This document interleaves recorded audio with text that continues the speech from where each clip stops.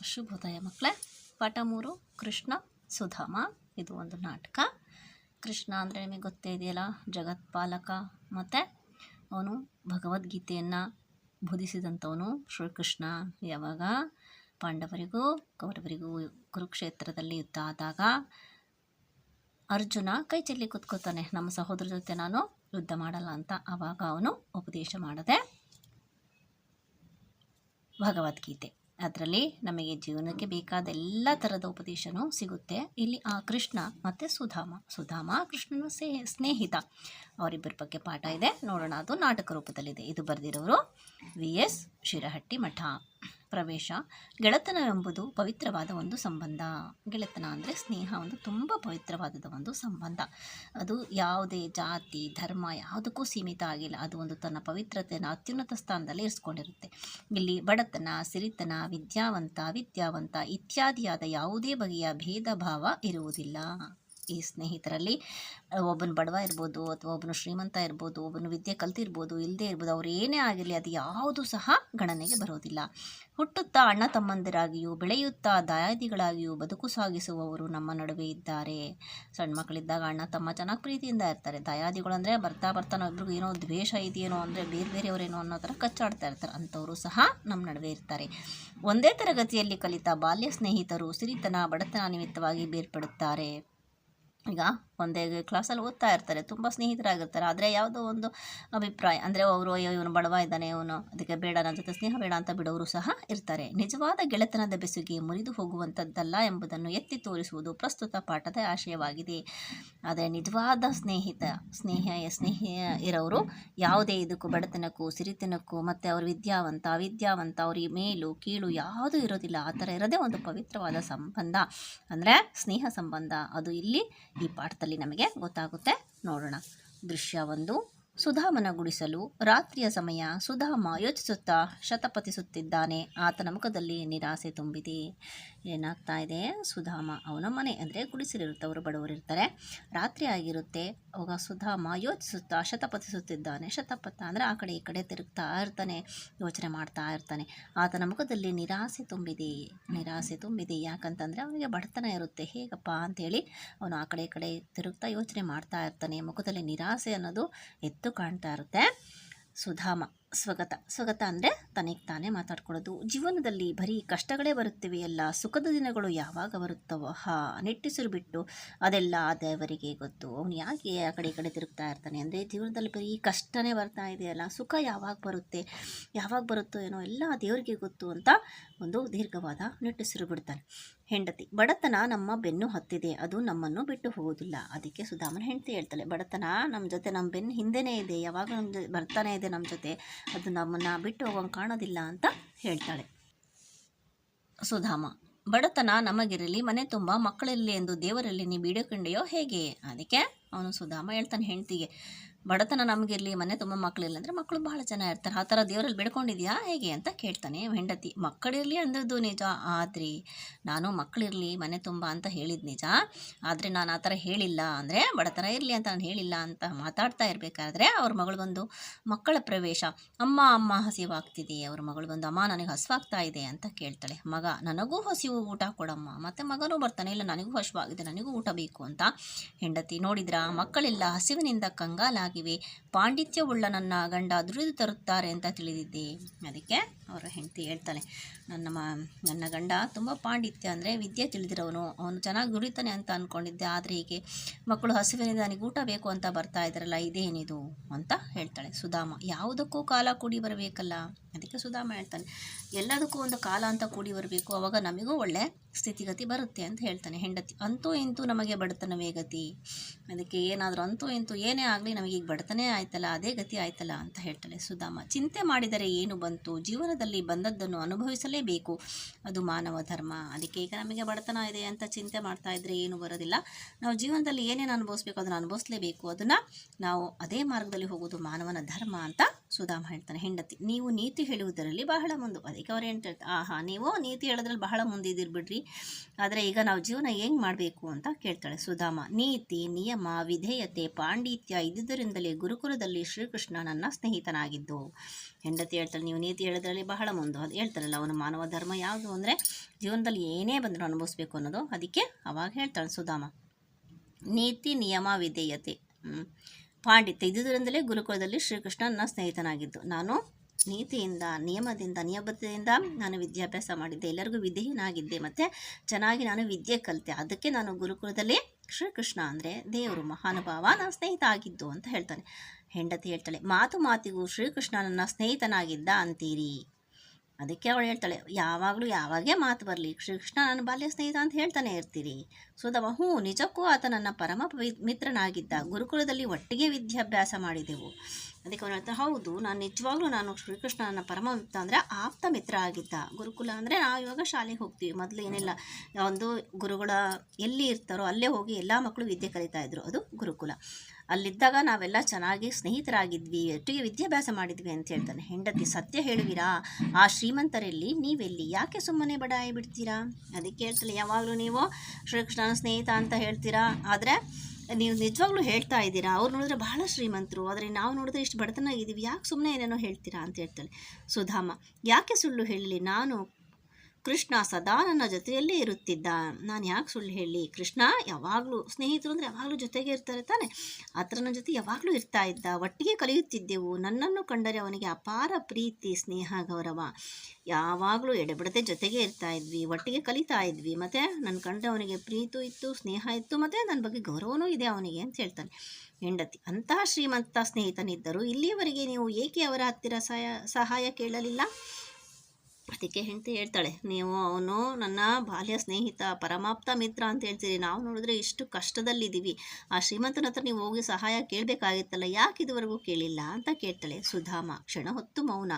ಬಡವನಾದವ ದೊಡ್ಡವರ ಮನೆಗೆ ಸಹಾಯ ಕೇಳಲು ಹೋಗಬಾರದು. ಸ್ವಲ್ಪ ಹೊತ್ತು ಯೋಚನೆ ಮಾಡಿ ಹೇಳ್ತಾನೆ ಅವನೇನಂತ, ಬಡವರಾದವರು ಯಾವಾಗಲೂ ದೊಡ್ಡವರು ಅಂದರೆ ಶ್ರೀಮಂತರ ಮನೆಗೆ ಹೋಗಿ ನಾವು ಸಹಾಯ ಕೇಳಕ್ಕೆ ಹೋಗಬಾರ್ದು ಅಂತ ಹೇಳ್ತಾನೆ. ಹೆಂಡತಿ, ಸ್ನೇಹಿತರೆದುರು ಎಂಥ ಸ್ವಾಭಿಮಾನ, ದಯವಿಟ್ಟು ಹೋಗಿ ಅವರೆಲ್ಲ ಸಹಾಯ ಕೇಳಿ. ಅದಕ್ಕೆ ಹೇಳ್ತಾರೆ, ಸ್ನೇಹಿತರು ಅಂದರೆ ಯಾವುದು ಹೆಚ್ಚು ಕಮ್ಮಿ ಏನೂ ಇರೋದಿಲ್ಲ, ಎಲ್ಲರೂ ಒಂದೇ ಅನ್ನೋ ಅಭಿಪ್ರಾಯದಲ್ಲಿ ಇರ್ತೀರ, ಆದರೆ ಅಂಥವ್ರಿದ್ರೂ ಸಹ ನೀವು ಕಷ್ಟ ಹೇಳ್ಕೊಬಾರ್ದಾ, ಹೋಗಿ ಕೇಳಿ ಏನಾಗಲ್ಲ ಅಂತ ಹೇಳ್ತಾಳೆ. ಸುಧಾಮ, ಹೇಗೆ ಕೇಳುವುದು? ಅದಕ್ಕೆ ಇಲ್ಲ, ಕೇಳೋದು ಸರಿ ಅನ್ಸಂಗಿಲ್ಲ, ಹೆಂಗೆ ಕೇಳೋದು ಅಂತ ಯೋಚನೆ ಮಾಡ್ತಾನೆ. ಹೆಂಡತಿ, ಆತ್ಮೀಯ ಗೆಳೆಯ ಅನ್ನುತ್ತೀರಿ, ಅಂದ ಮೇಲೆ ಅವರು ಸಹಾಯ ಮಾಡೇ ಮಾಡುತ್ತಾರೆ. ಅದಕ್ಕೆ ಹೇಳ್ತಾಳೆ, ನೀವು ತುಂಬ ಆತ್ಮೀಯ ಗೆಳೆಯ ಅಂತೀರಾ, ನಾವು ಕಷ್ಟ ಹೇಳ್ಕೊಂಡು ಸಹಾಯ ಮಾಡೇ ಮಾಡ್ತಾರೆ, ಗೆಳೆಯರ ಹತ್ರ ಕೇಳ್ಬೋದು, ಬೇರೆಯವ್ರ ಹತ್ರ ಕೇಳೋಕ್ಕಾಗಲ್ಲ, ನೀವು ಹೋಗಿ ಕೇಳಿ ಸಹಾಯ ಮಾಡೇ ಮಾಡ್ತಾರೆ ಅಂತ ಹೆಂಡತಿ ಹೇಳ್ತಾಳೆ. ಸುಧಾಮ, ಇಲ್ಲ ಅನ್ನಲಾರ, ಆದರೂ ಕೇಳುವುದಕ್ಕೆ ಸಂಕೋಚ, ಅವನು ಸ್ನೇಹಿತ, ಹೌದು, ನಾನು ಏನಾದರೂ ಸಹಾಯ ಕೇಳಿದ್ರೆ ಇಲ್ಲ ಅನ್ನಲ್ಲ ಅಂತ ಗೊತ್ತು, ಆದರೂ ಸಹ ಕೇಳೋದಕ್ಕೆ ನನಗೆ ಸಂಕೋಚ ಅಂತ ಹೇಳ್ತಾನೆ. ಹೆಂಡತಿ, ಸಂಕೋಚ ಬೇಡಾರಿ, ಹಸಿದಿರುವ ಮಕ್ಕಳಿಗೋಸ್ಕರವಾದರೂ ಹೋಗಿ ಕೇಳಿ. ಅದಕ್ಕೆ ನೀವು ಸಂಕೋಚ ಮಾಡಿಕೊಂಡ್ರೆ ಆಗೋದಿಲ್ಲ, ಮಕ್ಕಳೆಲ್ಲ ತುಂಬ ಹಸಿವಿನಿಂದ ಇದ್ದಾರೆ, ಅದಕ್ಕೆ ನೀವೇನಾದರೂ ಸಹಾಯ ಕೇಳಲೇಬೇಕು ಅಂತ ಹೇಳ್ತಾಳೆ. ಸುಧಾಮ, ಆಗಲಿ ಹೋಗುತ್ತೇನೆ, ಆದರೆ ಗೆಳೆಯನನ್ನು ನೋಡಲು ಬರಿಗೈಯಲ್ಲಿ ಹೋಗಲ್ಲ. ಆಗಲೂ ನೀನು ಅಷ್ಟು ಹೇಳ್ತಾ ಇದೆಯಾ ಅಂತ ನಾನು ಹೋಗಿ ಸಹಾಯ ಕೇಳಕ್ಕೆ ಹೋಗ್ತೀನಿ, ಆದರೆ ಅವ್ರು ಬರೀ ಕೈಯಲ್ಲಿ ಹೋಗ್ಲಾ ನನ್ನ ಸ್ನೇಹಿತನ ನೋಡೋಕ್ಕೆ ಅಂತ. ಹೆಂಡತಿ, ನಿನ್ನೆ ತಂದ ಅವಲಕ್ಕಿಯಲ್ಲಿ ಸ್ವಲ್ಪವೇ ಉಳಿದಿದೆ, ಮಕ್ಕಳ ಉಪಹಾರಕ್ಕೆ ಏನೇನೂ ಸಾಲದು, ಅದನ್ನೇ ಕಟ್ಟಿಕೊಡಲೇ. ಅದಕ್ಕೆ ಅವ್ರು ಹೆಂಡತಿ ಹೇಳ್ತಾಳೆ, ನಿನ್ನೆ ಅವಲಕ್ಕಿ ತಂದಿದ್ರಲ್ಲ ಅದರಲ್ಲಿ ಸ್ವಲ್ಪ ಇದೆ, ಈಗ ಮಕ್ಕಳಿಗೆ ಮಾಡಿದ್ರು ಯಾರಿಗೂ ಆಹಾರಕ್ಕೆ ಸಾಲದು, ಸ್ವಲ್ಪನೇ ಕಟ್ಕೊಡ್ಲಾ ಅಂತ ಕೇಳ್ತಾಳೆ. ಮಗ ಹಸಿವು, ಅದನ್ನಾದರೂ ನನಗೆ ಕೊಡಮ್ಮ. ಅದಕ್ಕೆ ಅಷ್ಟೊತ್ತಿಗೆ ಮಗ ಬರ್ತಾನಲ್ಲ ಹಸಿವು ಅಂತ, ಅದು ಶುಭ ಆಗ್ತಾಯಿದೆ, ಅದು ಅವಲಕ್ಕಿನಾದರೂ ಕೊಡು ಅಂತ ಕೇಳ್ತಾನೆ. ಹೆಂಡತಿ, ತುಸು ತಡೆದುಕೋ ಕಂದ, ದೇವರ ದಯೆ ಇದ್ದರೆ ಈ ಅವಲಕ್ಕಿಯ ಬಂಗಾರವಾದೀತು, ಗಂಡನಿಗೆ ಕಟ್ಟಿಕೊಡಲೆ. ಅದಕ್ಕೆ ಸ್ವಲ್ಪ ತಡ್ಕೊಪ್ಪ ಅಂತ ಮಗನಿಗೆ ಹೇಳಿ, ದೇವರ ದಯೆ ನಮ್ಮ ಮೇಲಿದ್ರೆ ಈ ಸ್ವಲ್ಪ ಅವಲಕ್ಕಿನೇ ನಾವು ಬಂಗಾರ ಆದರೂ ಆಗ್ಬೋದು ಅಂತ ಹೇಳ್ಬಿಟ್ಟು ಗಂಡನ ಕಡೆ ತಿರುಗಿ ಕಟ್ಕೊಡ್ಲಾ ಅವಲಕ್ಕಿನ ಅಂತ ಕೇಳ್ತಾಳೆ. ಸುಧಾಮ, ಸರಿ ಹಾಗೆ ಮಾಡು, ಆಯಿತು, ಬರೀ ಕೈಲಿ ಹೋಗೋದಕ್ಕಿಂತ ಸ್ವಲ್ಪ ಅವಲಕ್ಕಿ ತೊಗೊಂಡು ಹೋಗ್ತೀನಿ, ಹಾಗೆ ಮಾಡು ಅಂತ ಹೇಳ್ತಾಳೆ. ದೃಶ್ಯ 2. ಈಗ ಕೃಷ್ಣನ ಅರಮನೆ ದೃಶ್ಯ 2ರಲ್ಲಿ ಕೃಷ್ಣನ ಅರಮನೆ ಕಾವಲುಗಾರ ಸುಧಾಮನನ್ನು ಅರಮನೆಯೊಳಕ್ಕೆ ಬಿಡದೆ ಬಾಗಿಲಲ್ಲಿ ನಿಲ್ಲಿಸುವನು. ಕೃಷ್ಣ ಆಕಸ್ಮಿಕವಾಗಿ ಹೊರಗೆ ಬರುವನು, ಸುಧಾಮನನ್ನು ನೋಡುವನು. ಅವನು ಸುಧಾಮ ಕೃಷ್ಣ ಅರಮನೆಗೆ ಬಂದು ಕೃಷ್ಣನ ಭೇಟಿ ಆಗಬೇಕು ಅಂತ ಹೊರಗಡೆ ಕೇಳ್ತಾನೆ. ಕಾವಲುಗಾರ ಇಲ್ಲ ಬಿಡೋಕ್ಕಾಗಲ್ಲ ಅಂತ ಹೊರಗಡೆನೇ ತಡೆದು ನಿಲ್ಲಿಸಿರ್ತಾನೆ. ಆ ಸಮಯದಲ್ಲಿ ಕೃಷ್ಣ ಹೊರಗೆ ಬಂದು ಇವನನ್ನು ನೋಡಿಬಿಟ್ಟು ಮಾತಾಡಿಸ್ತಾನೆ. ಕೃಷ್ಣ ಆಶ್ಚರ್ಯದಿಂದ, ಓಹೋ ಸುಧಾಮ, ಯಾವಾಗ ಬಂದೆ, ಬಾ ಒಳಗೆ. ಸುಧಾಮನ ಕೈ ಹಿಡಿಯುವನು. ಕಾವಲುಗಾರ ಆಶ್ಚರ್ಯದಿಂದ ದೂರ ಸರಿಯುವೆನು. ಕೃಷ್ಣ ಅವನಿಗೆ ಬಹಳ ಆಶ್ಚರ್ಯ ಸಂತೋಷ ಆಗುತ್ತೆ ಸುಧಾಮನ್ ನೋಡಿ. ಬಾಲ್ಯದ ಗೆಳೆಯ ಯಾವಾಗ ಬಂದೆ ಬಾ ಒಳಗೆ ಅಂತ ಕಾವಲ್ಗಾರ ಅವ್ನು ತಡೆದು ನಿಲ್ಲಿಸಿರ್ತಾನಲ್ಲ, ಇವನು ನೋಡಿ ಬಹಳ ಆಶ್ಚರ್ಯ ಆಗ್ಬಿಡುತ್ತಾ, ನಮ್ಮ ರಾಜರು ಇವನನ್ನು ಎಷ್ಟು ಆತ್ಮೀಯತೆಯಿಂದ ಮಾತಾಡಿಸಿ ಕೈ ಇಟ್ಕೊಂಡು ಕರ್ಕೊಂಡು ಹೋಗ್ತಿದ್ದಾರಲ್ಲ ಅಂತ ಆಶ್ಚರ್ಯದಿಂದ ಕಾವಲ್ಗಾರ ನೋಡ್ತಾನೆ. ಸುಧಾಮ ಶ್ರೀಕೃಷ್ಣ ಮಹಾರಾಜರು ಅವನು ನೋಡಿದ ತಕ್ಷಣ ಇವನಿಗೂ ಸಂತೋಷ ಆಗುತ್ತೆ. ಬಾಲ್ಯದ ಸ್ನೇಹಿತರು ಆನಂದ ಬಾಷ್ಪ ಸುರಿಸ್ಕೊಂತ ಶ್ರೀಕೃಷ್ಣ ಮಹಾರಾಜ ಅಂತ ತುಂಬ ಸಂತೋಷದಿಂದ ಹೇಳ್ತಾನೆ. ಕೃಷ್ಣ ಏಕೆ ಸುಧಾಮ ಕಣ್ಣಲ್ಲಿ ನೀರು? ಅವನಿಗೆ ಸುಧಾಮನಿಗೆ ಆನಂದದಿಂದ ಕಣ್ಣೀರೇ ಬರುತ್ತೆ, ಅವನಿಗೆ ಆನಂದ ಬಾಷ್ಪ ಸುರಿಯುತ್ತೆ. ನನ್ನ ಸ್ನೇಹಿತ ಮಹಾರಾಜ ಎಷ್ಟು ಚೆನ್ನಾಗಿದ್ದಾನೆ ಅಂತ ಹೇಳ್ಬಿಟ್ಟು ಅವನು ನೋಡಿ ತುಂಬ ಖುಷಿ ಆಗುತ್ತೆ. ಸುಧಾಮ ಬಹಳ ದಿನಗಳ ಅನಂತರ ನಿಮ್ಮನ್ನು ನೋಡುತ್ತೇವೇನಲ್ಲ, ಅದಕ್ಕಾಗಿ ಆನಂದ ಕಣ್ಣೀರು. ಅದಕ್ಕೆ ಸುಧಾಮ ಹೇಳ್ತಾನೆ, ಎಷ್ಟೊಂದು ದಿವಸ ಆಯಿತು, ಗುರುಕುಲದಲ್ಲಿದ್ದಾಗ ನಾವು ಒಟ್ಟಿಗೆ ಬೆಳೆದವರು, ಇಷ್ಟು ದಿವಸ ಆದಮೇಲೆ ನೀನು ನೋಡ್ತಾ ಇದ್ದೀನಿ ಅಂತ ತುಂಬ ಸಂತೋಷ ಆಗ್ತಾ ಇದೆ, ಅದಕ್ಕೆ ಕಣ್ಣೀರು ಬರ್ತಾ ಇದೆ ಅಂತ ಹೇಳ್ತಾನೆ. ಕೃಷ್ಣ ದೂರದಿಂದ ದಣಿದು ಬಂದಿದ್ದೀಯ, ಸ್ನಾನ ಮುಗಿಸಿ ಊಟ ಮಾಡಿ ವಿಶ್ರಾಂತಿ ತೆಗೆದುಕೋ, ಅಷ್ಟು ಬೇಗ ನಿನ್ನನ್ನು ಹೋಗ್ಬಿಡುವುದಿಲ್ಲ. ನೀನೆಷ್ಟೋ ದೂರದಿಂದ ಬಂದಿದ್ಯಾ, ಆಯಾಸ ಆಗಿರುತ್ತೆ, ಸ್ನಾನ ಮುಗಿಸ್ಕೊಂಡ್ಬಿಟ್ಟು ನೀನು ವಿಶ್ರಾಂತಿ ತಗೋ ಅಂತ ಹೇಳ್ತಾನೆ. ನೀನು ಅಷ್ಟು ಬೇಗ ನಾನು ಹೋಗಕ್ಕೆ ಬಿಡೋದಿಲ್ಲ ಅಂತಲೂ ಹೇಳ್ತಾನೆ. ಸುಧಾಮ ಅಯ್ಯೋ ಅಲ್ಲಿ ಮನೆಯಲ್ಲಿ ಯಾರೂ ಇಲ್ಲ ಮಕ್ಕಳಿಗೆ, ಅದಕ್ಕೆ ಹೇಳ್ತಾನೆ ಕೃಷ್ಣನ ಮಾತು ಕೇಳಿ, ಅಯ್ಯೋ ಅಲ್ಲಿ ಮನೇಲಿ ಯಾರೂ ಇಲ್ಲ ಮಕ್ಕಳಿಗೆ ಅಂತ ಏನೋ ಹೇಳೋಕೆ ಹೋಗ್ತಾನೆ, ಆದರೆ ಹಾಗೆ ನಿಲ್ಲಿಸ್ತಾನೆ. ಕೃಷ್ಣ ಸುಮ್ಮನಿರು, ಬಂದ ತಕ್ಷಣ ಹೋಗಬೇಕಿದ್ದರೆ ಯಾಕೆ ಬಂದೆ? ಯಾರಲ್ಲಿ? ಸುಧಾಮನಿಗೆ ವಿಶ್ರಾಂತಿಯ ವ್ಯವಸ್ಥೆ ಮಾಡಿ, ಸುಧಾಮನಿಗೆ ನನಗೂ ತುರ್ತು ಕೆಲಸವಿದೆ, ಅದು ಮುಗಿದ ತಕ್ಷಣ ಬಂದು ಬಿಡುವೆ, ಅದಕ್ಕೆ ನೀನೇನು ಹೇಳಂಗಿಲ್ಲ, ಸುಮ್ಮನಿರು, ನೀನು ವಿಶ್ರಾಂತಿ ತಗೋ ಅಂತೇಳಿ ಯಾರಲ್ಲಿ ಅಂತ ಕರೆದ್ಬಿಟ್ಟು ನೀನು ಹೋಗಿ ಅಲ್ಲಿ ಇವನಿಗೆ ವಿಶ್ರಾಂತಿಗೆ ವ್ಯವಸ್ಥೆ ಮಾಡಿ ಅಂತ ಹೇಳ್ತಾರೆ. ಮತ್ತು ಸುಧಾಮನ ಕಡೆ ತಿರುಗಿ, ನನಗೆ ಸ್ವಲ್ಪ ಕೆಲಸ ಇದೆ, ತುರ್ತು ಅಂದರೆ ಬಹಳ ಅರ್ಜೆಂಟ್ ಕೆಲಸ ಇದೆ, ನಾನು ಅದನ್ನು ಮುಗಿಸ್ಕೊಂಡು ಬರ್ತೀನಿ ಅಂತ ಅವನಿಗೆ ಹೇಳಿ ಹೋಗ್ತಾನೆ. ದೃಶ್ಯ 3. ಕೃಷ್ಣನ ಅರಮನೆ. ಸುಧಾಮನಿರುವ ಕೋಣೆ ತೆರೆ ಸರಿಸಿದಾಗ ಅವನು ಸುಧಾಮನಿಗೆ ಅಲ್ಲಿ ಇವರೇ ವ್ಯವಸ್ಥೆ ಮಾಡಿರ್ತಾರೆ ಕೃಷ್ಣನ ಅರಮನೆಯಲ್ಲಿ. ಆಗ ತೆರೆ ಸರಿದಾಗ ಆ ಮನೆ ಕಾಣ್ತಾ ಇರುತ್ತೆ, ಅವನಿರೋ ಜಾಗ. ಸುಧಾಮ ಸ್ವಗತ ಶ್ರೀಕೃಷ್ಣನಂತಹ ಮಿತ್ರನನ್ನು ಪಡೆದ ನಾನೇ ಧನ್ಯನು. ಅವನೇ ಮಾತಾಡ್ಕೋತಾನೆ, ಶ್ರೀಕೃಷ್ಣ ಎಷ್ಟು ಒಳ್ಳೆಯ ಮಿತ್ರನ ಪಡೆದ ನಾನೇ ಧನ್ಯ, ಅಂದರೆ ತುಂಬ ಒಳ್ಳೆಯ, ಅಂದರೆ ನನಗೆ ತುಂಬ ಒಳ್ಳೆಯ ಸ್ಥಿತಿ ಇದೆ, ಅವನು ಪಡೆದ ನಾನೇ ಧನ್ಯ ಅಂತ ಹೇಳ್ತಾರೆ. ನನ್ನನ್ನು ಮರೆತಿಲ್ಲ, ನಾನು ತಂದ ಅವಲಿಕೆಯನ್ನು ತಾನು ತಿಂದು ಹೆಂಡತಿಗೂ ಪ್ರೀತಿಯಿಂದ ತಿನ್ನಿಸಿದ. ನಾನು ಬಾಲ್ಯದ ಗೆಳೆಯನಾಗಿದ್ದಕ್ಕೂ ಸಾರ್ಥಕ ಆಯಿತು. ನಾನು ಸ್ವಲ್ಪ ಅವಲಕ್ಕಿ ತಂದಿದ್ದೇನೆ, ಪ್ರೀತಿಯಿಂದ ತಾನು ತಿಂದ, ನನ್ನ ಹೆಂಡತಿಗೂ ಕೊಟ್ಟ ಅಂತಹ ಮಹಾನುಭಾವ ನನ್ನ ಸ್ನೇಹಿತನಾಗಿರೋದು ನನಗೆ ತುಂಬ ಸಂತೋಷ ಆಗ್ತಾ ಇದೆ ಮತ್ತು ಧನ್ಯತೆ ಅನುಭವಿಸ್ತಾ ಇದ್ದೀನಿ ಅಂತ ತನಗೆ ತಾನೇ ಮಾತಾಡ್ಕೋತಾನೆ. ಇಷ್ಟೊಂದು ಪ್ರೀತಿ ವಿಶ್ವಾಸ ಇರುವ ಕೃಷ್ಣನ ಹತ್ತಿರ ನನ್ನ ಬಡತನ ಹೇಳಿ ಆತನ ಮನಸ್ಸಿಗೇನು ಬೇಸರ ಉಂಟು ಮಾಡಬಾರದು, ನನ್ನ ಬಡತನನ್ನಾಗಿರಲಿ ಮತ್ತು ಹಾಗೆ ಯೋಚನೆ ಮಾಡ್ತಾನೆ. ಅವನು ಎಷ್ಟು ಶ್ರೀಮಂತ ಇದ್ದಾನೆ, ಎಷ್ಟು ಚೆನ್ನಾಗಿದ್ದಾನೆ, ನಾನು ಎಷ್ಟು ಪ್ರೀತಿಯಿಂದ ನೋಡ್ಕೋತಾ ಇದ್ದಾನೆ, ಆದರೆ ಅವನ ಮುಂದೆ ನನ್ನ ಬಡತನ ಹೇಳಿ ಅವನಿಗೆ ಬೇಸರ ಉಂಟು ಮಾಡೋದು ಬೇಡ ಅಂತ ಅಂದ್ಕೊಳ್ತಾನೆ. ಕೃಷ್ಣ ಹಿಂದಿನಿಂದ ಬರ್ತಾ ಏನು ಯೋಚಿಸ್ತಿರುವೆ ಸುಧಾಮ? ಅಷ್ಟೊತ್ತಿಗೆ ಕೃಷ್ಣ ಬರ್ತಾನೆ ಅವನ ಹಿಂದಿನಿಂದ. ಇವನೇನು ಯೋಚನೆ ಮಾಡ್ತಾ ಇರ್ತಾನೆ, ಎಲ್ಲ ಮನಸ್ಸಲ್ಲಿ ಅನ್ಕೋತಾ ಇರ್ತಾನಲ್ಲ, ಏನು ಯೋಚನೆ ಮಾಡ್ತಾ ಇದೆಯಾ ಅಂತ ಕೇಳ್ತಾನೆ. ಸುಧಾಮ ಏನಿಲ್ಲ ಕೃಷ್ಣ, ಏನಿಲ್ಲ, ಸುಮ್ಮನೆ ಇಲ್ಲ, ಏನು ಯೋಚನೆ ಮಾಡ್ತಾ ಇಲ್ಲ, ಸುಮ್ಮನೆ ಕೂತಿದ್ದೀನಿ ಅಷ್ಟೇ ಅಂತ ಹೇಳ್ತಾನೆ. ಕೃಷ್ಣ ನೀ ಬಂದು ನನ್ನ ಮನಸ್ಸಿಗೆ ತುಂಬ ಸಂತೋಷವನ್ನುಂಟು ಮಾಡಿದೆ, ನನಗೆ ಗುರುಕುಲದ ಜೀವನ ನೆನಪಾಗುತ್ತಿದೆ. ಕೃಷ್ಣ ಹೇಳ್ತಾನೆ, ನೀನು ಬಂದು ನನಗೆ ತುಂಬ ಸಂತೋಷ ತಂದಿದ್ಯಾ, ನಾವಿಬ್ಬರು ಒಟ್ಟಿಗೆ ಕಾಲ ಕಳೆದಂಥ ಗುರುಕುಲದ ಜೀವನ ನನಗೆ ನೆನಪಾಗ್ತಾ ಇದೆ ಅಂತ. ಸುಧಾಮ ಒಟ್ಟಿಗೆ ಊಟ ಮಾಡುತ್ತಿದ್ದೆವು, ಕುಡಿ ಕಲಿಯುತ್ತಿದ್ದೆವು, ಕಟ್ಟಿಗೆ ತರಲು ಹೋಗುತ್ತಿದ್ದೆವು. ಅದಕ್ಕೆ ಸುಧಾಮ ನೆನೆಸ್ಕೋತಾನೆ, ಹೌದು ನಾವಿಬ್ಬರು ಒಟ್ಟಿಗೆ ಊಟ ಮಾಡ್ತಾ ಇದ್ವಿ, ಮತ್ತು ಒಟ್ಟಿಗೆ ಕಲಿತಾನೂ ಇದ್ವಿ, ಆಟನೂ ಆಡ್ತಾ ಇದ್ವಿ, ಮತ್ತು ಗುರುಕುಲಕ್ಕೆ ಕಟ್ಟಿಗೆ ತರಲು ಹೋಗ್ತಾ ಇದ್ವಲ್ಲ ಅಂತ ಹೇಳ್ತಾನೆ. ಕೃಷ್ಣ ಗುರುಮಾತೆ ಕೊಟ್ಟ ಹುರಿದ ಕಡಲೆ ತಿಂದದ್ದು, ನಿನ್ನ ಪಾಲಿನ ಕಡಲೆ ನಾ ಕಸಿದುಕೊಂಡಿದ್ದು. ಅದಕ್ಕೆ ಕೃಷ್ಣ ಜ್ಞಾಪಿಸ್ಕೊಂತಾರೆ, ಹೌದು ಗುರುಮಾತೆ ಅಂದರೆ ಗುರುಗಳ ಹೆಂಡತಿ, ಅವರು ಮಕ್ಕಳಿಗೆ ಯಾವಾಗೋ ಒಂದ್ಸಲ ಕಡಲೆ ಕೊಟ್ಟಿರ್ತಾರೆ ಹುರಿದಿದ್ದು, ಅದನ್ನು ತಿನ್ನಬೇಕಾದ್ರೆ ಇವನೇನು ಮಾಡಿರ್ತಾನೆ, ಕೃಷ್ಣ ತನ್ನ ಸ್ನೇಹಿತ ಸುಧಾಮನ ಪಾಲಿಂದು ಸಹ ತಿಂದ್ಬಿಟ್ಟಿರ್ತಾನೆ. ಅವಾಗ ಅವನು ಹೇಳ್ತಾನೆ, ನಿನ್ನ ಪಾಲಿಂದ ಕಸ್ಕೊಂಡು ನಾನು ತಿಂದಿದ್ನಲ್ಲ ಅದು ಸಹ ನಾನು ಮರ್ತಿಲ್ಲ ಅಂತ ಕೃಷ್ಣ ಹೇಳ್ತಾನೆ. ಸುಧಾಮ ತಡವರಿಸುತ್ತಾ ಅವನಿಗೆ ತಿಂದಿದ್ದು ನೆನಪಾದ ತಕ್ಷಣ ಅವನಿಗೇನು ಅನಿಸುತ್ತೆ, ತನ್ನ ಮನೆಯ ಬಡತನ, ಹಸಿವು ನೆನಪಾಗ್ಬಿಟ್ಟು ಅವನು ತಡವರ್ಸ್ತಾ ಹಸಿವು ಬಡತನ ಏನೋ ನೆನಪು ಮಾಡಿಕೊಳ್ಳಲು ಯತ್ನಿಸಿ ಮೌನಿಯಾಗವನು. ಹಸಿವು ಬಡತನ ಅಂತ ಹೇಳ್ಬಿಟ್ಟು ಅವನಿಗೆ ಹೇಳೋದು ಬೇಡ ಅಂತ ಅನ್ಕೊಂಡಿರ್ತಾರಲ್ಲ, ಹಂಗೆ ಸುಮ್ಮನಾಗ್ಬಿಡ್ತಾನೆ. ಕೃಷ್ಣ ಪ್ರಜೆಗಳ ಹಸಿವು ಹಿಂಗಿಸಲು, ಅವರ ಕಷ್ಟ ಕಾರ್ಪಣ್ಯ ನೀಗಿಸಲು ರಾಜನಾದವನು ಶ್ರಮಿಸಬೇಕು. ಅದಕ್ಕೆ ಇವನು ಕೃಷ್ಣ ಹೆಂಗೆ ಅರ್ಥ ಮಾಡ್ಕೋತಾನೆ ನೋಡಿ. ಪ್ರಜೆಗಳ ಹಸಿವು ಹಿಂಗಿಸಬೇಕು ಅಂದರೆ ಯಾರೂ ಸಹ ಹಸಿವು ನಿಂದಿರಬಾರ್ದು, ಹಾಗೆ ನೋಡ್ಕೊಳ್ಳೋದು ರಾಜಧರ್ಮ. ಮತ್ತು ಅವರ ಕಷ್ಟ ಕಾರ್ಪಣ್ಯ ಏನೇ ಇದ್ದರೂ ರಾಜನ ಅದನ್ನು ತಡೆಯೋಕ್ಕೆ, ಅದನ್ನು ಹೋಗ್ಲಾಡ್ಸೋಕ್ಕೆ ಶ್ರಮಿಸಬೇಕು ಅಂತ ಹೇಳ್ತಾನೆ. ಆಗ ಮಾತ್ರ ಅವನು ನಿಜವಾದ ರಾಜನಾಗುವನು. ನಿಜವಾದ ರಾಜ ಅಂದರೆ ಪ್ರಜೆಗಳ ಕಷ್ಟ ಏನೇ ಇರಲಿ ಅದನ್ನು ಹೋಗಲಾಡಿಸೋನೇ ನಿಜವಾದ ರಾಜ ಅಂತ ಹೇಳ್ತಾನೆ. ನಿನ್ನನ್ನು ಪೀಡಿಸಿದ್ದು ತಪ್ಪೆಂದು ಕ್ರಮೇಣ ನನ್ನ ಅರಿವಿಗೆ ಬಂತು ನೋಡು. ಅದಕ್ಕೆ ಅವ್ರ ಗೆಳೆಯರ ಇದ್ದಾಗ ಕೃಷ್ಣ ಸುಧಾಮನ ಬಹಳ ಕಾಡಿಸ್ತಾ ಇರ್ತಾನೆ. ನನಗೆ ಇವಾಗ ಗೊತ್ತಾಗ್ತಾ ಇದೆ ನಿನಗೆ ಎಷ್ಟು ಕಷ್ಟ ಕೊಟ್ಟೆ, ಯಾಕೆ ಮಾಡಬಾರ್ದಾಗಿತ್ತು ಅಂತ. ಸುಧಾಮ ಕೃಷ್ಣ ಎಷ್ಟು ದಿನ ಇಲ್ಲಿದ್ದು ಅದನ್ನೆಲ್ಲ ಕಣ್ಣಾರೆ ಕಂಡಿರುವೆ. ಅದಕ್ಕೆ ಅವನು ಹೇಳ್ತಾನೆ, ನೀನು ಇಷ್ಟು ದಿವಸ ಇಲ್ಲಿದ್ಬಿಟ್ಟು ನೀನೆಲ್ಲವನ್ನು ಕಣ್ಣಾರೆ ಕಂಡಿದೆಯಲ್ಲ, ನಿನಗೆ ಹಿಂದಿಂದು ನೆನಪು ಬಂದಿದೆಯಲ್ಲ ಅಂತ. ಕೃಷ್ಣ ಸುಧಾಮ ನಿನಗೇನು ಬೇಕು? ಅವಾಗ ಕೃಷ್ಣ ಹೇಳ್ತಾನೆ, ಏನು ಬೇಕು ನಿನಗೆ ಅಂತ. ಸುಧಾಮ ನನಗೇನು ಬೇಡ, ನಿನ್ನ ಸತ್ಕಾರ ಜೀವನದಲ್ಲಿ ಮರೆಯುವಂತಿಲ್ಲ, ನಿನ್ನ ಸ್ನೇಹ ಒಂದೇ ಸಾಕು, ಇನ್ನು ನನ್ನವರಿಗೆ ಹೊರಡುವೆ. ಅದಕ್ಕೆ ಸುಧಾಮ ಹೇಳ್ತಾನೆ, ಏನು ಬೇಡ, ನನಗೇನೇನು ಬೇಡ, ನೀನು ನನ್ನಲ್ಲಿ ಬಂದಾಗ ತುಂಬ ಚೆನ್ನಾಗಿ ನೋಡ್ಕೊಂಡಿದ್ಯಾ, ಈ ಸತ್ಕಾರ ನನ್ನ ಜೀವನದಲ್ಲಿ ಯಾವತ್ತೂ ಮರೆಯೋದಿಲ್ಲ, ನಿನ್ನ ಸ್ನೇಹ ಒಂದು ನನಗಿದ್ದರೆ ಅದೇ ಸಾಕು, ನಾನಿನ್ನು ಬರ್ತೀನಿ ಅಂತ ಹೇಳ್ತಾನೆ. ಕೃಷ್ಣ ಇಷ್ಟು ಬೇಗ ಹೋಗ್ತಿದ್ಯಾ ಅಂತ ಕೇಳ್ತಾನೆ ಸುಧಾಮ. ನಾನು ಇಷ್ಟು ದೀರ್ಘಕಾಲ ಮನೆ ಬಿಟ್ಟು ಇದ್ದವನೇ ಅಲ್ಲ, ಅಲ್ಲಿ ಹೆಂಡತಿ ಮಕ್ಕಳು ನನ್ನ ದಾರಿ ಕಾದು ಕಂಗಾಲಾಗಿರಬಹುದು. ಅದಕ್ಕೆ ನಾನು ಯಾವಾಗೂ ಸಹ ಇಷ್ಟೊತ್ತು ನಾನು ಮನೆ ಬಿಟ್ಟು ಇದ್ದವನೇ ಇಲ್ಲ, ಬಹಳ ಸಮಯ ಆಯಿತು, ಇಲ್ಲ ನಾನು ಹೋಗಬೇಕು, ನನ್ನ ಹೆಂಡತಿ ಮಕ್ಕಳು ನನಗೆ ಕಾತರಿಸಿ ಕಾಯ್ತಾ ಇರ್ತಾರೆ ಅಂತ ಹೇಳ್ತಾನೆ ಕೃಷ್ಣ. ಇಲ್ಲಿಗೆ ಬಂದ ವಿಷಯ ಅವರಿಗೆ ಗೊತ್ತಿದೆಯಲ್ಲ, ನಿನ್ನ ಕಾಯ್ತಾ ಇರ್ತಾರೆ ಅಂತ ಹೇಳ್ತೀಯ ನಿಜ, ಆದರೆ ನೀನು ಇಲ್ಲಿಗೆ ಬಂದಿರೋದು ಗೊತ್ತಿದೆಯಲ್ಲ, ಇನ್ನೂ ಇದ್ದೋಗ್ಬೋದಲ್ಲ ಅಂತ ಕೇಳ್ತಾನೆ ಸುಧಾಮ. ಗೊತ್ತಿದೆ, ಆದರೆ ನನಗೆ ಮಕ್ಕಳದೇ ಚಿಂತೆ, ಹೊರಡಲು ಅಪ್ಪಣೆ ಕೊಡು ಕೃಷ್ಣ. ಅವ್ರಿಗೂ ಗೊತ್ತಿದೆ, ಆದರೆ ನನಗೆ ಮಕ್ಕಳ ಬಗ್ಗೆ ಚಿಂತೆ ಆಗ್ತಾ ಇದೆ, ಅವ್ರನ್ನ ನೋಡ್ಕೋಬೇಕು, ನಿಜವಾಗ್ಲೂ ನನಗೆ ಅಪ್ಪಣೆ ಕೊಡು, ನಾನು ಹೋಗಿ ಬರ್ತೀನಿ ಅಂತ ಹೇಳ್ತಾನೆ ಕೃಷ್ಣ. ನಿನ್ನ ಇಷ್ಟದಂತೆ ಆಗಲಿ, ಹೋಗಿ ಬಾ, ಶುಭವಾಗಲಿ ಗೆಳೆಯ. ಅಂದ ಹಾಗೆ ನಿನ್ನ ಮನೆಗೆ ನನ್ನ ಕರೆಯಲೇ ಇಲ್ಲ, ಪರವಾಗಿಲ್ಲ, ನೀನು ಕರೆದಿದ್ದರೂ ನಾನೇ ಬರುವೆ. ಅದಕ್ಕೆ ಅವ್ನು ಹೋಗ್ತೀನಿ ಅಂತ ಹೇಳಿದಾಗ ಕೃಷ್ಣ, ಆಯಿತು, ನಿನಗೆ ಏನು ಇಷ್ಟ ಇದೆಯೋ ಅಂದರೆ ಹೋಗೋದು ಇಷ್ಟ ಇದೆಯಲ್ಲ, ಹೋಗ್ಬಾ, ನಿನಗೆ ಒಳ್ಳೇದಾಗಲಿ ಅಂತ ಹೇಳ್ತಾನೆ.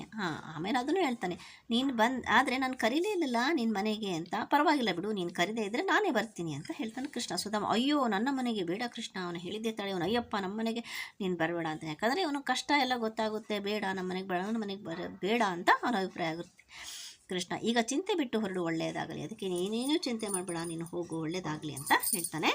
ಈಗ ಮುಂದೆ ದೃಶ್ಯ 4. ಸುಧಾಮನ ಸುಂದರವಾದ ಮನೆ, ದೂರದಲ್ಲಿ ಮರಗಳು, ಹೆಂಡತಿ ಮಕ್ಕಳು ಹೊಸ ಬಟ್ಟೆ ಧರಿಸಿ ಮನೆಯಲ್ಲಿ ಸಂತೋಷದಿಂದ ಇರುವ ಸನ್ನಿವೇಶ. ಈ ಕಡೆ ದೃಶ್ಯ 4ರಲ್ಲಿ ಏನಾಗುತ್ತೆ, ಸುಧಾಮನ ಸುಂದರವಾದ ಮನೆಯಲ್ಲಿ ಇರ್ತಾರೆ, ಸುಧಾಮನ ಮನೆ ಸುಂದರವಾಗಿಬಿಟ್ಟಿರುತ್ತೆ, ಮತ್ತು ಮರಗಿಡಗಳು ಇರ್ತವೆ, ಹೆಂಡತಿ ಮಕ್ಕಳು ಹೊಸ ಬಟ್ಟೆ ಧರಿಸ್ಕೊಂಡು ಮನೆಯೆಲ್ಲ ಸಂತೋಷದಿಂದ ಇರತಕ್ಕಂಥ ಸನ್ನಿವೇಶ ಇರುತ್ತೆ. ಸುಧಾಮ ಆಶ್ಚರ್ಯದಿಂದ ಹೆಂಡತಿಗೆ, ನೀವು ಯಾರ ಮನೆಯಲ್ಲಿದ್ದೀರಿ, ಇಷ್ಟು ಚೆನ್ನಾಗಿರೋ ಮನೆಯಲ್ಲಿದ್ದೀರಿ, ಎಲ್ಲ ಸಂತೋಷದಿಂದಿದ್ದೀರಿ, ಯಾರ ಮನೆಗಿದ್ದೀರಾ ಅಂತ ಕೇಳ್ತಾನೆ. ನಾವು ನೋಡಿದೆ ಬಡವರಿದ್ವಿ, ಗುಡಿಸಲಲ್ಲಿದ್ವಿ, ಇದಿಷ್ಟು ಚೆನ್ನಾಗಿದೆ ಅಂತ ಕೇಳ್ತಾನೆ.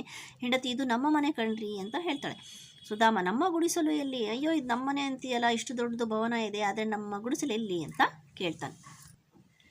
ಹೆಂಡತಿ, ಆ ಗುಡಿಸಿನ ಜಾಗದಲ್ಲಿಯೇ ಈ ಅರಮನೆಯಂತಹ ಮನೆ ನಿರ್ಮಾಣವಾಗಿದೆ. ಅವ್ರು ಹೆಂಡತಿ ಹೇಳ್ತಾರೆ, ಎಲ್ಲಿ ಗುಡಿಸಲಿತ್ತು ಅದೇ ಜಾಗದಲ್ಲಿ ಈ ಅರಮನೆನೇ ಅನ್ಬೇಕು ಅಂತ ಮನೆ ನಿರ್ಮಾಣ ಮಾಡಿದ್ದಾರೆ.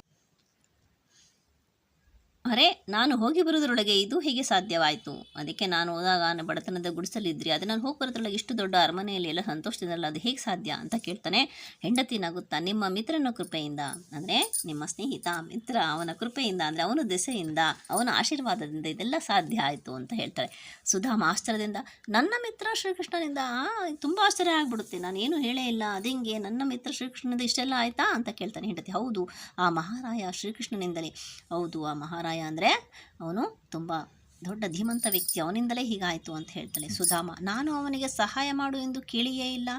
ಅದಕ್ಕೆ ಹೇಳ್ತಾನೆ, ಅವನಿಗೆ ಹೆಂಗೆ ಗೊತ್ತಾಯಿತು ನನಗೇನು ಕಷ್ಟ ಇದೆ, ನನಗೆ ಸಹಾಯ ಮಾಡು ಅಂತ ಹೇಳೇ ಇಲ್ಲ ಅವನಿಗೆ ಅಂತ. ಹೆಂಡತಿ, ನಿಜವಾಗಿಯೂ ಅವಳಿಗೂ ಆಶ್ಚರ್ಯ ಆಗುತ್ತಾ, ನೀವೇನು ಹೇಳೇ ಇಲ್ವಾ ನಿಜವಾಗ್ಲೂ ಅಂತ ಕೇಳ್ತಾಳೆ. ಸುಧಾಮ, ಸತ್ಯವಾಗಿಯೂ ಹೌದು, ನಿಜ, ನಾನು ಏನೂ ಹೇಳೇ ಇಲ್ಲ, ಅವನಿಗೇನು ಕೇಳೇ ಇಲ್ಲ ಅಂತ. ಹೆಂಡತಿ, ನೀವು ದ್ವಾರಕಾ ನಗರ ತಲುಪಿದ ದಿನವೇ ಅಲ್ಲಿಂದ ಸೇವಕರ ದಂಡು ಬಂತು, ಬೇಕಾದ ಎಲ್ಲ ವಸ್ತುಗಳನ್ನು ತಂದರು, ಚಕ ಅಂತ ಮನೆ ನಿರ್ಮಿಸಿದರು, ನಮಗೆಲ್ಲ ಹೊಸ ಉಡುಪು ಆಭರಣಗಳನ್ನು ಸಹ ಕೊಟ್ಟರು. ಅದಕ್ಕೆ ಅವಳು ಹೇಳ್ತಾಳೆ, ನೀವು ದ್ವಾರಕಾ ನಗರಕ್ಕೆ ಹೋದಿದ್ದ ದಿನವೇ ಹೋಗಿ ತಲುಪಿದ ತಕ್ಷಣವೇ ಆ ಸೇವಕರು ದೊಡ್ಡ ದಂಡೆ, ಅಂದರೆ ಬಹಳ ಜನ ಸೇವಕರು ಬಂದರು, ಎಲ್ಲ ಬೇಕಾದ ವಸ್ತುಗಳನ್ನು ತಂದಿದ್ದರು, ಬೇಗ ಮನೆ ನಿರ್ಮಿಸಿದರು, ಮತ್ತೆಲ್ಲ ಹೊಸ ಬಟ್ಟೆ ಆಭರಣಗಳು ಸಹ ಕೊಟ್ಟರು ಅಂತ ಹೇಳ್ತಾಳೆ. ಸುಧಾಮ, ಪರಮಾಶ್ಚರ್ಯ, ನನ್ನ ಮನದ ಇಂಗಿತವನ್ನು ತಿಳಿದುಕೊಂಡು ಎಲ್ಲ ರೀತಿಯ ಸಹಾಯ ಮಾಡಿದ್ದಾನೆ ಶ್ರೀಕೃಷ್ಣ. ಪರಮಾಶ್ಚರ್ಯ ಅಂದರೆ ಅತಿ ಆಶ್ಚರ್ಯ ಆಯಿತು ನನಗೆ, ಯಾಕಂದರೆ ನಾನು ಏನೂ ಹೇಳೇ ಇಲ್ಲ ಅವನಿಗೆ, ಆದರೆ ನನ್ನ ಮನದ ಇಂಗಿತ, ನನ್ನ ಮನಸ್ಸೊಳಗಿದ್ದ ಎಲ್ಲ ಭಾವನೆಗಳನ್ನು, ಕಷ್ಟಗಳನ್ನು ಅರ್ಥ ಮಾಡಿಕೊಂಡು ಎಲ್ಲ ಸಹಾಯ ಮಾಡಿದ್ದಾನೆ ಶ್ರೀಕೃಷ್ಣ ಅಂತ ಹೇಳ್ತಾನೆ ಸುಧಾಮ. ಹೆಂಡತಿ, ನೀವು ತೆಗೆದುಕೊಂಡು ಹೋದ ಅವಲಕ್ಕಿಯನ್ನು ಅವರಿಗೆ ನೀಡಿದ್ದೀರಾ? ಅದಕ್ಕೆ ಹೆಂಡತಿ ಹೇಳ್ತಾಳೆ, ನೀವು ಸ್ವಲ್ಪ ಅವಲಕ್ಕಿ ತೊಗೊಂಡೋಗಿದ್ದಲ್ಲ, ಅದನ್ನು ಕೊಟ್ರಾ ನಿಮ್ಮ ಸ್ನೇಹಿತರಿಗೆ ಅಂತ. ಸುಧಾಮ, ಹ್ಞೂ ಕೊಟ್ಟೆ, ಬಹಳ ಆನಂದದಿಂದ ತಿಂದು ಹೆಂಡತಿ ರುಕ್ಮಿಣಿಗೂ ತಿನ್ನಿಸಿದ. ಅವನು ಬಹಳ ಆನಂದ, ಅಂದರೆ ತುಂಬ ಸಂತೋಷದಿಂದ ಅವಲಕ್ಕಿ ತಿಂದ, ತಾನು ತಿಂದಲೇ ತನ್ನ ಹೆಂಡತಿಗೂ ಕೊಟ್ಟ ಅಂತ ಹೇಳ್ತಾಳೆ. ಹೆಂಡತಿ, ಹಬ್ಬ, ಬಡವರ ಮನೆ ಅವಲಕ್ಕಿಯನ್ನು ಸಂತೋಷದಿಂದ ತಿಂದರಲ್ಲ, ಇದು ಅವರ ನಿಜವಾದ ಸ್ನೇಹ ಹಾಗೂ ದೊಡ್ಡ ಗುಣ, ಮತ್ತೆ ನೀವು ಯಾಕೆ ಸಹಾಯ ಕೇಳಲಿಲ್ಲ? ಅದಕ್ಕೆ ಅವಳು ಹೇಳ್ತಾ, ಬಡವರ ಮನೆ ಅವಲಕ್ಕಿನ ಸಂತೋಷದಿಂದ ತಿಂದರು ಅಂತೆಲ್ಲ, ತುಂಬ ಸಂತೋಷ, ಮತ್ತು ಅವ್ರು ನಿಜವಾಗ್ಲೂ ಅವರು ತುಂಬ ಒಳ್ಳೆಯ ಗುಣ ಇದೆ, ಮತ್ತು ಸ್ನೇಹಕ್ಕೆ ಬೆಲೆ ಕೊಡ್ತಾನೆ ಅವನು, ನಿಜವಾದ ಸ್ನೇಹಿತ ಅಂದರೆ ಹೀಗಿರಬೇಕು ಅಂತ ಹೇಳ್ತಾಳೆ. ಮತ್ತು ನೀವು ಯಾಕೆ ಸಹಾಯ ಕೇಳಲಿಲ್ಲ, ಅಷ್ಟೆಲ್ಲ ಮಾಡಿದ್ರು ಸಹ ನೀವು ಯಾಕೆ ಅವ್ರಿಗೇನು ಸಹಾಯ ಕೇಳಲಿಲ್ಲ ಅಂತ ಹೆಂಡತಿ ಕೇಳ್ತಾಳೆ. ಸುಧಾಮ, ಆತ ಸತ್ಕಾರ ಮಾಡಿದ್ದು ನೋಡಿ ನನ್ನ ಮನಸ್ಸು ನಾಚಿ ಕುಗ್ಗಿ ಹೋಯಿತು, ಮತ್ತೆ ಏನನ್ನೂ ಕೇಳಲು ಮನಸ್ಸಾಗಲಿಲ್ಲ. ಅವರು ನೋಡಿದರೆ ಅತಿಥಿ ಸತ್ಕಾರ ತುಂಬ ಚೆನ್ನಾಗಿ ಮಾಡಿದ್ರು, ಅದನ್ನು ನೋಡಿಬಿಟ್ಟು ನನಗೆ ನಾಚಿಕೆ ಆಯಿತು, ನಾನು ಸಹಾಯ ಕೇಳಕ್ಕೆ ಬಂದಿದ್ದೀನಲ್ಲ ಅಂತ, ಅದಕ್ಕೆ ನಾನು ಏನೂ ಕೇಳಕ್ಕೆ ಹೋಗಲಿಲ್ಲ, ನನ್ನ ಮನಸ್ಸು ಆಗಲಿಲ್ಲ ಅಂತ ಹೇಳ್ತಾನೆ. ಹೆಂಡತಿ, ನೀವು ಕೇಳಲಿಲ್ಲ ನಿಜ, ಆದರೆ ಆ ಶ್ರೀಕೃಷ್ಣ ಪರಮಾತ್ಮನೇ ತಮ್ಮ ಕರ್ತವ್ಯ ಮಾಡಿದ್ದಾರೆ. ನೀವು ಕೇಳಲಿಲ್ಲ, ಆದರೆ ಕೃಷ್ಣ ಪರಮಾತ್ಮ ನಮ್ಮ ಕಷ್ಟನ ತಿಳ್ಕೊಂಡ್ಬಿಟ್ಟು ಅವರೇ ಎಲ್ಲ ಸಹಾಯ ಮಾಡಿದ್ದಾರೆ. ತಮ್ಮ ಕರ್ತವ್ಯ ಅಂದರೆ ನಮ್ಮ ಕಷ್ಟನ ನೀಗಿಸಿದ್ದಾರೆ ಅಂತ ಹೇಳ್ತಾನೆ. ಸುಧಾಮ ಮಕ್ಕಳೆಲ್ಲ ಎಲ್ಲಿದ್ದಾರೆ ಅಂತ ಕೇಳ್ತಾನೆ. ಮಕ್ಕಳು ಬರ್ತಾರೆ, ಮಕ್ಕಳ ಆಗಮನ, ಮಕ್ಕಳು ಬರ್ತಾರೆ. ಮಗಳು, ಅಪ್ಪ ನನ್ನ ಹೊಸ ಬಟ್ಟೆ ನೋಡಿ ಎಷ್ಟು ಚೆನ್ನಾಗಿದೆ, ಸರ ಓಲೆ ಬಳೆ ಎಲ್ಲ, ಅದಕ್ಕೆ ಹೊಸ ಬಟ್ಟೆ ತೋರಿಸ್ತಾಳೆ, ಸರ ಬಳೆ ಎಲ್ಲ ಚೆನ್ನಾಗಿದೆ ನೋಡ್ರಿ ಅಂತ ಮಗಳು ತೋರಿಸ್ತಾಳೆ. ಮಗ, ಅಪ್ಪ ನಿಮಗೂ ರೇಷ್ಮೆ ಬಟ್ಟೆ ಕೊಟ್ಟಿದ್ದಾರೆ ನೋಡಿ. ಅದಕ್ಕೆ ಮಗ ಹೇಳ್ತಾನಪ್ಪ, ನಮಗಷ್ಟೇ ಅಲ್ಲ ನಿಮಗೂ ಸಹ ರೇಷ್ಮೆ ವಸ್ತ್ರವನ್ನು ಕೊಟ್ಟಿದ್ದಾರೆ ನೋಡಿ ಇಲ್ಲಿ ಅಂತ ತೋರಿಸ್ತಾರೆ. ಸುಧಾಮ, ನನಗೆ ಬೇಡ, ನೀವೆಲ್ಲ ಧರಿಸಿಕೊಳ್ಳಿ, ನನಗೆ ಆ ಕೃಷ್ಣದೇವನ ಸ್ನೇಹವೇ ರೇಷ್ಮೆ ಬಟ್ಟೆ, ಅವನ ಮಾತೇ ನನಗೆ ಆಭರಣ. ಅದಕ್ಕೆ ಸುಧಾಮ ಏನು ಉತ್ತರ ಕೊಡ್ತಾನೆ ನೋಡಿ, ನನಗೆ ಆ ರೇಷ್ಮೆ ಬಟ್ಟೆ ಏನು ಬೇಡ, ನೀವೆಲ್ಲ ಧರಿಸ್ಕೊಳ್ರಿ ಅಂದರೆ ಹಾಕೊಳ್ಳಿ ನೀವೇ ಬಟ್ಟೆನ. ಶ್ರೀಕೃಷ್ಣನ ಸ್ನೇಹನೇ ನನಗೆ ರೇಷ್ಮೆ ಬಟ್ಟೆ, ಮತ್ತು ಅವನು ನನ್ನ ಹತ್ರ ಏನು ಮಾತಾಡಿದನೋ ಅದೇ ನನಗೆ ಆಭರಣ, ಮತ್ತೇನೂ ಬೇಡ ಅಂತ ಹೇಳ್ತಾನೆ. ಅವನಂತಹ ಗೆಳೆಯನನ್ನು ಪಡೆದೆ ನಾನೇ ಧನ್ಯ, ಅಂತಹ ಒಳ್ಳೆ ಗೆಳೆತನನ್ನು ಪಡೆದ ಆ ಗೆಳೆಯನನ್ನು ಪಡೆದಂತಕ್ಕಂಥ ನಾನೇ ಧನ್ಯ ಅಂತ ಹೇಳ್ತಾನೆ. ಎಲ್ಲರೂ ನರ್ತಿಸುವರು ಸಂತೋಷದಿಂದ, ಎಲ್ಲರೂ ನೃತ್ಯ ಮಾಡ್ತಾರೆ. ಹಿನ್ನೆಲೆಯಲ್ಲಿ ಶ್ರೀಕೃಷ್ಣ ಹಾಗೂ ರುಕ್ಮಿಣಿ ನರ್ತಿಸುತ್ತಾ ಸಾಗುವರು, ಮತ್ತು ಹಿಂದ್ಗಡೆ ಶ್ರೀಕೃಷ್ಣ ಮತ್ತು ರುಕ್ಮಿಣಿ ಅವರು ಸಂತೋಷದಿಂದ ನೃತ್ಯ ಮಾಡ್ತಾ ಸಾಕ್ತಾರೆ. ನಿಜವಾದ ಸ್ನೇಹಿತ ಅಂದರೆ ಸ್ನೇಹ ಹೇಗಿರಬೇಕು, ಯಾವುದೇ ಹೆಚ್ಚು ಕಮ್ಮಿ ಭೇದ ಭಾವ ಶ್ರೀಮಂತ ಬಡವ ಯಾವುದೂ ಇರಬಾರ್ದು. ಯಾರು ಹೇಳಲಾರ್ದಂಗೆ ಅವ್ರ ಮನಸ್ಸಿನ ಇಂಗಿತನ ತಿಳ್ಕೊತೀವಲ್ಲ ಅವರೇ ಸಹ ನಿಜವಾದ ಸ್ನೇಹಿತರು. ನಾವು ಸಹ ಯಾರದೇ ಸ್ನೇಹನ ಸತ್ಯ ಅಂದರೆ ನಿಜವಾದ ಸ್ನೇಹನ ಪಡ್ಕೋಬೇಕು, ನಿಜವಾದ ಸ್ನೇಹಿತನ ನಾವು ತೋರಿಸ್ಬೇಕು ಅನ್ನೋದನ್ನು ನಾವು ಈ ಪಾಠದಿಂದ ತಿಳ್ಕೊಂಡ್ವಿ.